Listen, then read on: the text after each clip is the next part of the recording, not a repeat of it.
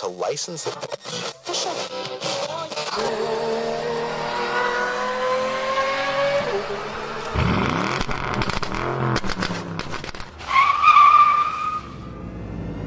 Meep, meep.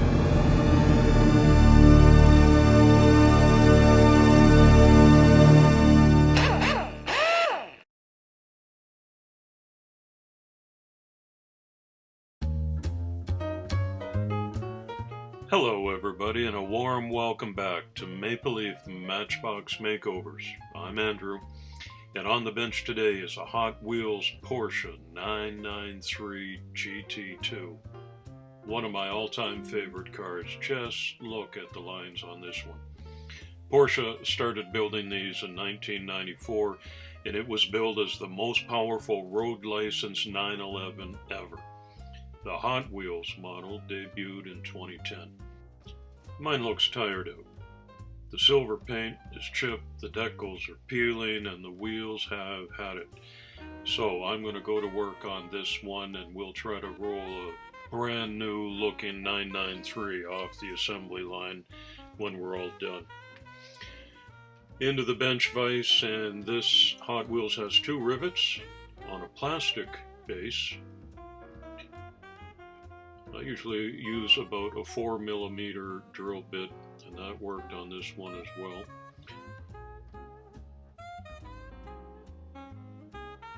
And apart it comes.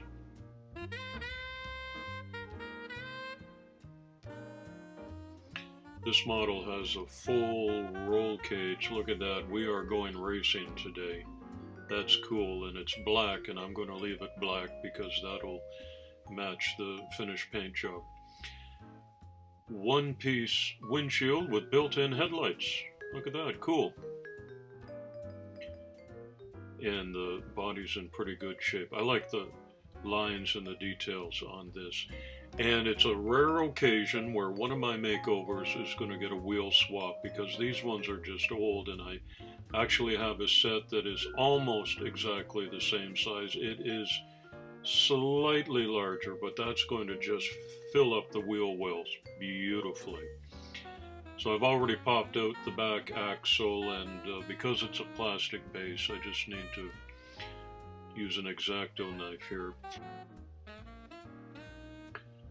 Here I'm drilling out the rivets with a 1mm drill bit, because I'll need to put this back together at the end with a couple of M2 screws, and so that also necessitates a drop of oil in each one of these posts before I put the tapping tool in there and give it some new threads.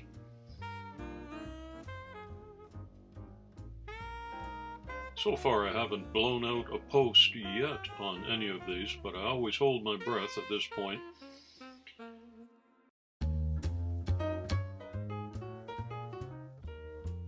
And there's a test screw front and back to make sure everything fits the way I want it to at this early stage of the restoration, before any fine painting or decal work is done.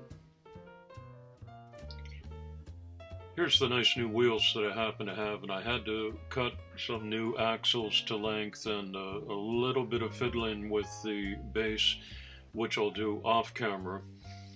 Just to get those right, and the ride height and the stance is going to look beautiful.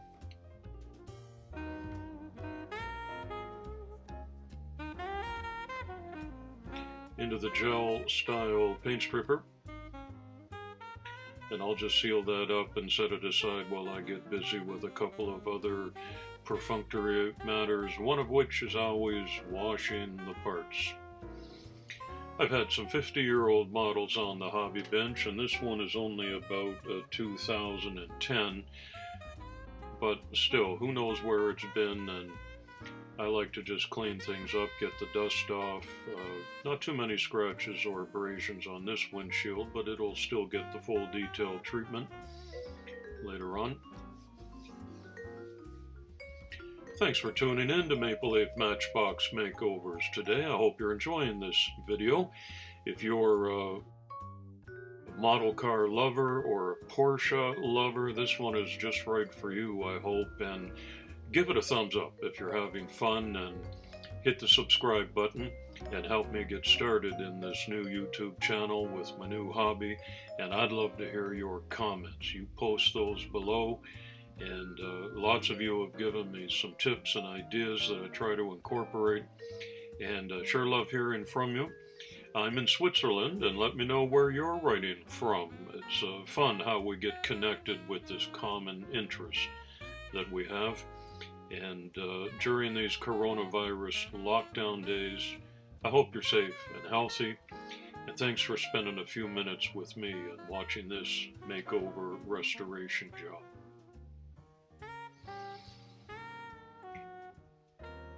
I'm gradually increasing the fineness of the grit on this wet-dry sandpaper. And it's only a 10-year-old model, but I'm trying to take 10 years off of it right now. And this one's coming out pretty nicely, don't you think?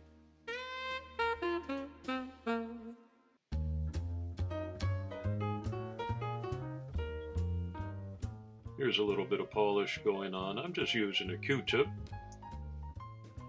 And after you give it a few rubs back and forth, you start to hear a squeaky sound, and you know it's doing the job. And that dries to a haze, and then I buff it off, and we've got a pretty nice, almost new looking windshield.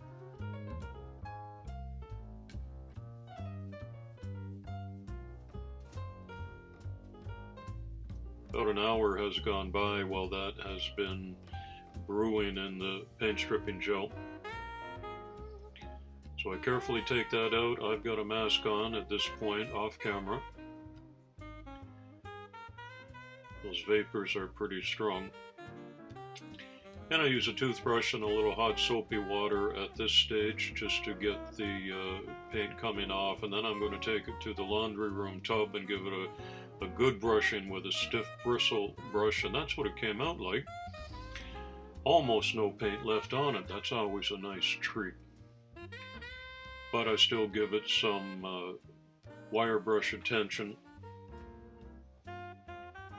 This doesn't leave scratches on it. You might think it would, but I can actually run that right over my fingers without any problem, as I often do.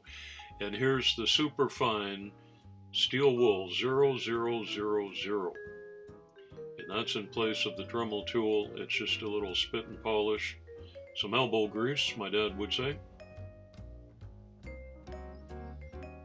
and 15 minutes spent on this part of the makeover pays dividends at the very end. What do you think? Isn't that a beautiful car? I'm a Porsche driver as well, and I live in Switzerland, so I have access to the German Autobahn. I'm only about 10 minutes away from the border, and I get to drive my car as fast as it will go with full immunity. It's okay, there's no speed limit. You've heard about the Autobahn. Yes, it is worth the visit over here. And if I'm not doing that, I'm driving the Swiss Alpine passes, and it is too much fun. So that's why I'm partial to these Hot Wheels models that bear the mark that I love the most. I've degreased that to get ready for the paint job, and I went outside with a metallic silver rattle can and gave this a spray. You've heard me say, if you follow my videos, my supplies are totally depleted, and the stores are just going to start to open up a little bit at a time from now on. But I still have to wait for the border to open to Germany so I can get to my post office box and pick up lots of my Amazon supplies that are probably piled up like a mountain. This is a race car that calls for some decals, and Porsche and Tag Heuer have had a collaboration for many years now, and I thought the green and red of the Tag Heuer logo would look smashing on this silver paint job. You tell me what you think. On the go, and some careful adjustments with Q-tips and toothpicks to get them just right, and a little bit of decal set is that clear solution, and it helps these water slide decals to contour to the shape of the body lines on the hood. I think they turned out really well. Now, I have not fastened these axles down, and I'll tell you why. That roll cage that I just popped on there is going to hold it down, and when the windshield is on the roll cage and the body is on the windshield, everything is snug as can be. And that way, if I decide in the future that I want to swap these wheels out again or possibly reuse these, then it's not going to be too much trouble for me to make that change.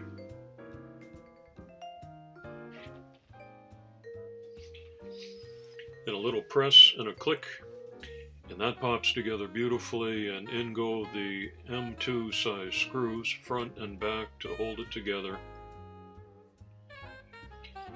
And we have finished the Hot Wheels Porsche 993 GT2 Tag Heuer edition.